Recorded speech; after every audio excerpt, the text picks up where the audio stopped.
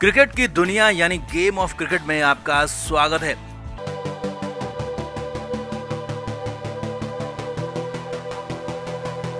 भारत और श्रीलंका के बीच खेले गए दूसरे टी20 मैच में टीम इंडिया को हार मिली। आखिरी ओवर में लंका ने भारत को 4 विकेट से हरा दिया और सीरीज 1-1 से बराबर हो गई। अब इस हार के बाद कुछ लोग खिलाड़ियों को गलत ठहरा रहे हैं, कुछ लोग कप्तानी की गलत बात कर रहे हैं, लेकिन मामला इससे बहुत आगे का है क्योंकि कप्तान शिखर धवन तो इतने मजबूर थे कि उनके पास टीम चुनने के लिए खिलाड़ी तक नहीं थे और उस पर भी जो खिलाड़ी बचे थे उनमें श्रीलंका बोर्ड ने जबरदस्त धोखेबाजी की, अपनी मनमानी की और भारत की हार के लिए गंदी हरकत कर डाली। और खुद कप्तान शिखर धवन ने मैच के बाद इसका खुलासा किया, जिससे हार की असली वजह भी सामने आ गई। तो क्या कहा गब्बर ने, क्या थी वो असली वजह और क्या धोखेबाजी की श्रीलंका बोर्ड ने, सब कुछ आपको बताते हैं। आप इस वीडियो को शेयर करें और लंका बोर्ड की गंदी हरकत पर कमेंट जरूर करें।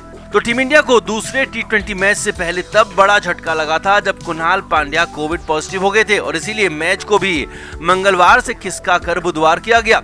लेकिन इसके बाद भारत के पास टीम चुनने के लिए खिलाड़ी नहीं बचे थे क्योंकि 1 या फिर 2 नहीं बल्कि पूरे 8 खिलाड़ी कुणाल पांड्या के संपर्क में थे और सभी को आइसोलेट कर दिया गया। अब रिपोर्ट सभी की नेगेटिव आई थी, लेकिन फिर भी एहतियातन सभी को आइसोलेट किया गया, दूसरे होटल भेज दिया गया। ये फैसला ठीक भी था ताकि बाकी खिलाड़ियों को कोविड से बचाया जा सके। लेकिन इसी आइसोलेशन की आड़ में श्रीलंका बोर्ड ने गंदा खेल खेला। जी हाँ, श्रीलंका से जो खबर है वो हैरानी भरी है। पहले ये सिर्फ सूत्रों के हिसाब से खबर आ रही थी, लेकिन जब धवन ने इस पर मुहर लगाई तो मामला बढ़ गया। असल में श्रीलंका बोर्ड के बायो बबल अधिकारी डिसिल्वा ने 9 खिलाड़ियों की आड़ में 11 खिलाड़ियों को लपेट लिया और उसमें खुद कप्तान शिखर धवन भी थे। जी हाँ, लंका बोर्ड ने तुरंत ही कुणाल पांड्या और 8 खिलाड़ियों को तो दूसरे होटल भेज दिया, लेकिन साथ ही साथ कुछ देर बाद कप्तान शिखर धवन और बल्लेबाज मनीष पांडे को भी होटल छोड़ने के लिए कहा गया। जी हाँ, ये बड़ी खबर थी मैच से ठीक पहले की। ये सब कुछ मैच से ठीक पहले हो रहा था, यानी कि जब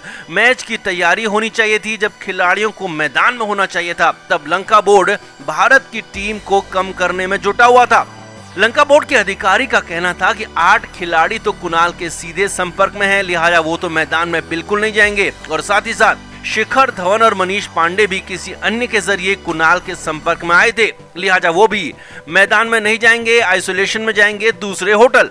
अब इसे लेकर खूब हंगामा हुआ क्योंकि भारतीय टीम मैनेजमेंट का कहना था कि जब शिखर धवन और मनीष पांडे सीधे सीधे कुणाल के संपर्क में नहीं हैं और उनकी रिपोर्ट भी नेगेटिव है तो उन्हें आइसोलेट करने का कोई मतलब नहीं है और उन्हें मैच खेलने देना चाहिए।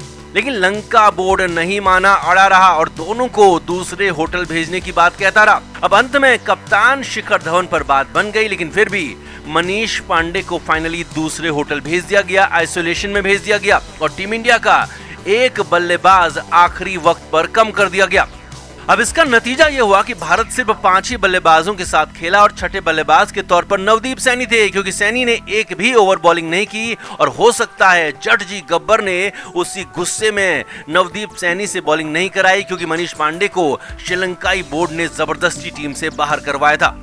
अब मैच हारने के बाद खुद शिखर धवन ने कहा कि टीम में सिर्फ 5 ही बल्लेबाज थे, एक बैटर शॉट था। धवन ने कहा कि उन्हें उम्मीद थी कि मनीष पांडे खेलेंगे, लेकिन दुर्भाग्य से वो भी नहीं खेल पाए। जी हाँ, धवन ने मैच के बाद भरे मंच से मनीष पांडे का नाम लिया और नाम क्यों लिया सभी को इसके बाद पता चल गया। हालांकि साफ साफ तो श्रीलंका बोर्ड का नाम धवन ने नहीं लिया, लेकिन बता दिया कि मनीष पांडे खेलने वाले थे लेकिन उन्हें नहीं खेलने दिया गया, वहां पर कुछ गलत किया गया।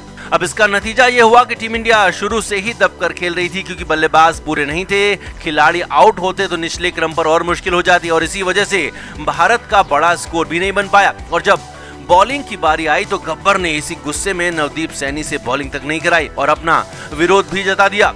अब जो भी हो, लंका बोर्ड की हरकत बेहद गलत मानी जाएगी, शर्मनाक मानी जाएगी क्योंकि आपने 9 खिलाड़ी पहले ही आइसोलेट कर दिए गए हैं, लेकिन फिर भी उसके बाद भी मनीष पांडे को जबरदस्ती अलग किया गया, मनीष पांडे को टीम से बाहर करवाया गया, भारत का एक बल्लेबाज कम करवाया गया। तो आपका क्या कहना है इस पर? धवन से आप कितना सहमत हैं? कमेंट करके आप भी जरूर बताएं और वीडियो को शेयर भी करें।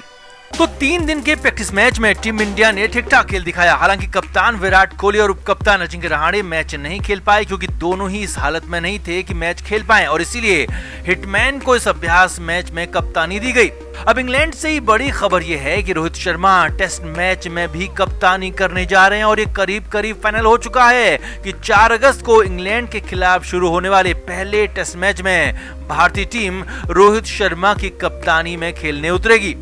असल में बीसीसीआई की तरफ से विराट कोहली और अजिंक्य रहाणे का मेडिकल बुलेटिन जारी किया गया, जिसमें बीसीसीआई ने बताया कि विराट को कूल्हे में दिक्कत है और फिलहाल विराट को रेस्ट करने की सलाह दी गई है।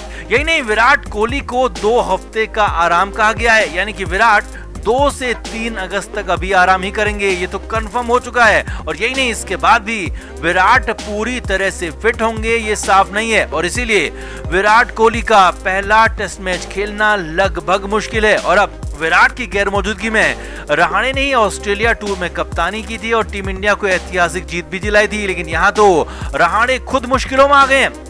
रहाणे की अपर हैमस्ट्रिंग में दिक्कत है और रहाणे की हालत तो इतनी ज्यादा खराब है कि रहाणे को इंजेक्शन तक लेना पड़ा और आगे भी रहाणे की मुश्किलें कम होने वाली नहीं है क्योंकि हैमस्ट्रिंग का दर्द, हैमस्ट्रिंग की दिक्कत इतनी जल्दी खत्म नहीं होती और हो सकता है कि अजिंक्य रहाणे तो पूरी टेस्ट सीरीज से ही बाहर हो जाएं। जी हां, रहाणे की हालत ऐसी ही है कि वो सीरीज से ही बाहर हो सकते हैं, यानी कुल मिलाकर अजिंक्य रहाणे का पूरी तरह से बाहर होना तय है और विराट कोहली भी कम से कम पहले टेस्ट मैच से तो बाहर हो ही गए हैं। तो ऐसे में इनके बाद सबसे सीनियर खिलाड़ी माने गए रोहित शर्मा की और रोहित शर्मा के फैंस की लॉटरी लग गई है। जी हां, विराट और रहाणे की गैर मौजूदगी में रोहित शर्मा को टेस्ट कप्तान बना दिया गया है। रोहित ने अभ्यास मैच में भी कप्तानी की और अब रोहित ही इंग्लैंड के खिलाफ पहले टेस्ट मैच में भी कप्तानी करते हुए दिखेंगे और ये पहला मौका होगा जब टेस्ट मैच में हिटमैन कप्तानी करेंगे टीम इंडिया की, क्योंकि रोहित वनडे और टी20 में तो लगातार कप्तानी करते रहे हैं, लेकिन अब तक टेस्ट मैचों में रोहित को कप्तानी नहीं मिली थी और अब कप्तान बनना उनके लिए बड़ा फैसला है। अब रोहित की टीम में आते ही टीम की पसंद और प्राथमिकता भी बदल जाएगी और रोहित के हिसाब से ही टीम भी बनेगी। बल्लेबाज और गेंदबाज भी रोहित के हिसाब के होंगे।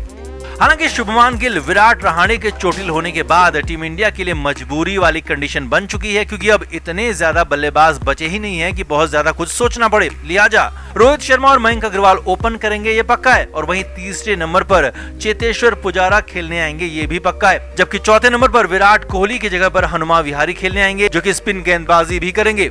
वहीं 5वें नंबर पर अजिंक्य रहाणे की जगह पर केएल राहुल खेलने आएंगे और राहुल ने तो प्रैक्टिस मैच में शानदार शतक भी लगाया है और कीपिंग का जिम्मा भी यहां राहुल के ही पास था। अब आगे देखिए, अगर ऋषभ पंत फिट हो जाते हैं तो फिर 6ठे नंबर पर आकर ऋषभ पंत खेलेंगे और विकेट कीपिंग भी करेंगे, लेकिन अगर पंत फिट नहीं हुए तो फिर रिद्धिमान साहा खेलेंगे और अगर रिद्धिमान साहा और ऋषभ पंत दोनों ही फिट नहीं हुए तो एक बार फिर से केएल राहुल ही विकेट कीपिंग का जिम्मा संभालेंगे और उस कंडीशन में रविंद्र जडेजा 6ठे नंबर पर बैटिंग करने आएंगे। जी हां, जडेजा को तब बतौर बल्लेबाज टीम में खिलाया जाएगा क्योंकि जड्डू बतौर गेंदबाज फिलहाल टीम में जगह नहीं बना पा रहे हैं और साहा और पंत के चोटिल होने की या ठीक नहीं होने की कंडीशन में ही उन्हें बतौर बल्लेबाज टीम में जगह मिल सकती है।